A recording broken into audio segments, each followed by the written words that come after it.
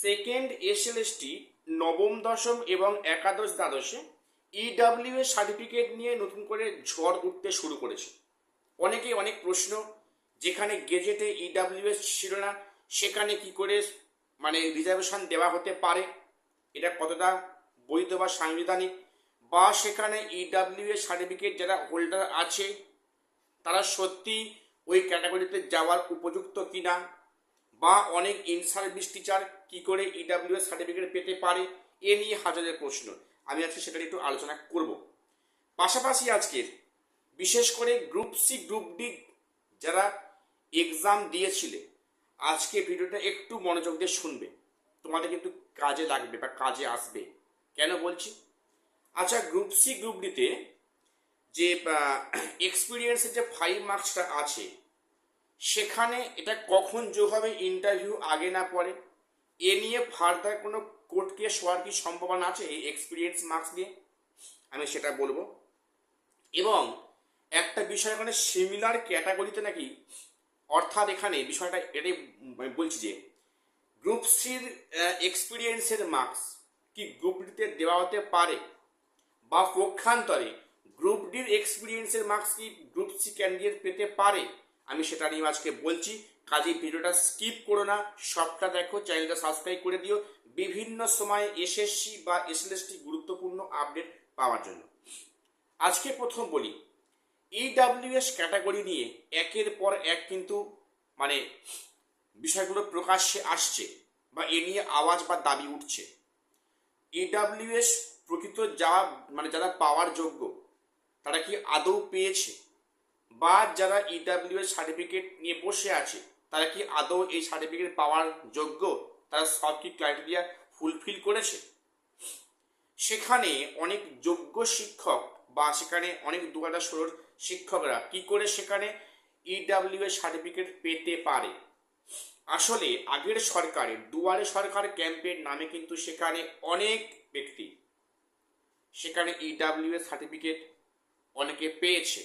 সেক্ষেত্রে এসসি হয়েছে, সেক্ষেত্রে এসটি হয়েছে, নাহলে ভট্টাচার্য বন্দ্যোপাধ্যায় কি করে এসসি এসটি হয়, সত্যি আমার প্রত্যেক কিন্তু অবাক হয়ে যায়। এরকম অনেক ঘাবলাবাজি কিন্তু হয়েছে। এবারে যেটা খবর, যে আগামী কিন্তু কয়েক সপ্তাহের মধ্যে ইডাব্লিউএস নিয়ে একটা ভেরিফিকেশনের কাজ শুরু হবে, সেখানে কিন্তু অনেক কিছু ঘটনার প্রকাশ্যে আসবে, সম্ভাবনা কিন্তু তৈরি হচ্ছে।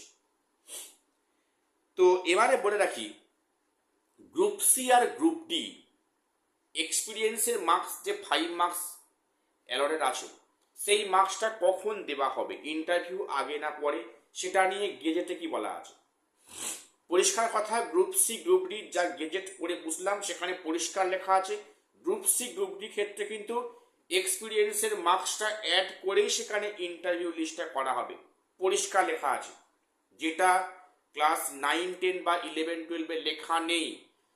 9, 10 এবং 11, 12 পরিষ্কার সেখানে ইন্টারভিউ পরে কিন্তু এক্সপিরিয়েন্সের 10 মার্কসটা যোগ হওয়ার কথা। কিন্তু এখানে আগের সরকারের শিক্ষামন্ত্রী সেটা প্রেস কনফারেন্স করে বলতে হয়েছে যে না, আমরা এক্সপিরিয়েন্সের 10 মার্কসটা ইন্টারভিউ আগেই অ্যাড করছি। এটা গেজের বিরোধী বলেই কিনা শিক্ষামন্ত্রীকে প্রকাশ্যে প্রেস কনফারেন্সে বলতে হয়েছে। কিন্তু পক্ষান্তরে বলতে গেলে গ্রুপ সি গ্রুপ ডি কিন্তু এক্সপিরিয়েন্সের 5 মার্কস ইন্টারভিউ আগেই অ্যাড হবে, এবং সেই এক্সপিরিয়েন্সের 5 মার্কস নেওয়ার পরে কিন্তু সেখানে ইন্টারভিউ লিস্ট বানানোর কথা পরিষ্কার বলা আছে। অর্থাৎ ফার্দার এই গ্রুপ সি গ্রুপ ডি নিয়ে ফার্দার এক্সপিরিয়েন্সের মার্কস নিয়ে কোর্ট কেস হওয়ার বিন্দুমাত্র সম্ভাবনা নেই বা জায়গা নেই। তাহলে কি 9, 10 এবং 11, 12 কি এক্সপিরিয়েন্সের মার্কসটা ইন্টারভিউ পরে অ্যাড হবে? জানো, সেটা কোর্টের বিষয়।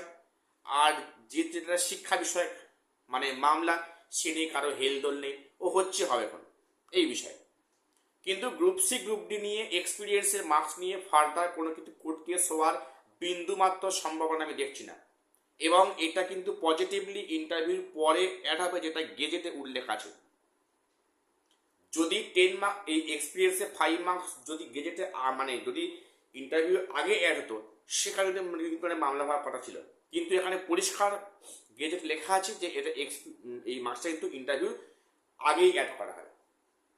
এইবারে যে প্রশ্নটা, আচ্ছা কোনো ক্যান্ডিডেট উনি গ্রুপ সি পোস্টে কাজ করতেন 2016-তে, বর্তমানে চাকরি হারা, বেতন পাচ্ছেন না, উনি গ্রুপ ডি পরীক্ষা দিয়েছেন, তাহলে উনি কি গ্রুপ ডিতে গ্রুপ সির এক্সপিরিয়েন্সের মার্কস কি কাজে লাগাতে পারবেন? আচ্ছা, এবং সাপোজ কোনো ব্যক্তি গ্রুপ ডিতে কাজ করতেন, উনি বর্তমানে কর্মহীন, উনি গ্রুপ সি পরীক্ষা দিয়েছেন, উনি কি সেই গ্রুপ ডির এক্সপিরিয়েন্সের মার্কস গ্রুপ সিতে পেতে পারবেন? যেমনটা ক্লাস 9-10-এর এক্সপিরিয়েন্সের মার্কস ইন সার্ভিস টিচাররা 11-12-এ কাজে লাগিয়ে তারা সেই সামনে পদরে ব্লক করে নিয়েছে প্রেশার থেকে পিছনে সারিতে ফেলে, এখানেও কি হবে?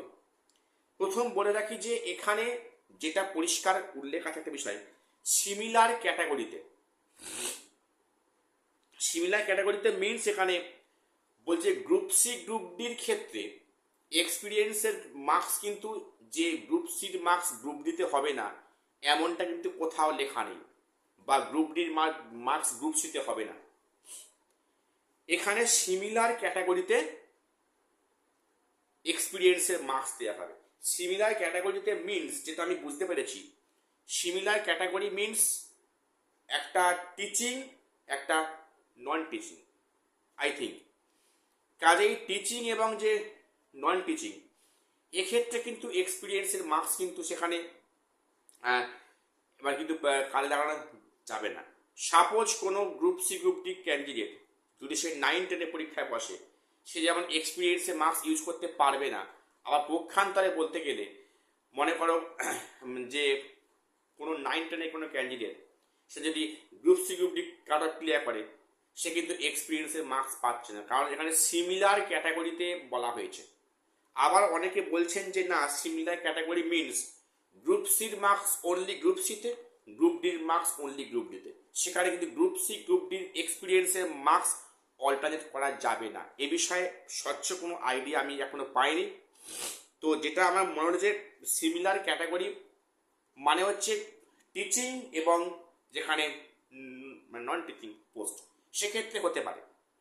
কাজেই যেহেতু 11-12-এ বা 9-10-এ এমনটি হয়েছে যে 11-12 মানে 9-10-এ এক্সপিরিয়েন্সের মার্কসটা 11-12-এ কাজে লাগিয়েছে, এখানেও কিন্তু গ্রুপ সি গ্রুপ ডির এক্সপিরিয়েন্সের মার্কস কিন্তু সেখানে গ্রুপ সি ক্ষেত্রে কাজে লাগাতে পারে গ্রুপ ডির মার্কসটা।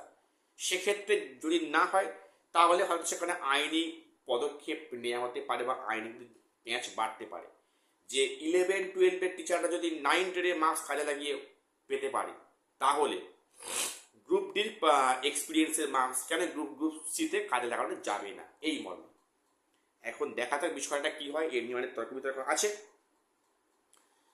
তো আশা করছি পূজার মধ্যে গ্রুপ সি গ্রুপ ডি রেজাল্টটা পাবলিশ হবে, যার কারণে কিন্তু এত তড়িঘড়ি করে কিন্তু গ্রুপ সি গ্রুপ ডির মানে এজিট অপশনটা চালু করা হয়েছে। আমরা প্রত্যেকে আশাবাদী যে পূজার মধ্যে রেজাল্ট অবশ্যই পাবলিশ করা হবে। এই পর্যন্ত আজকে আপডেট দেওয়া ছিল, চ্যানেলটা সাবস্ক্রাইব করে দিও। দেখা হচ্ছে পরের ভিডিও।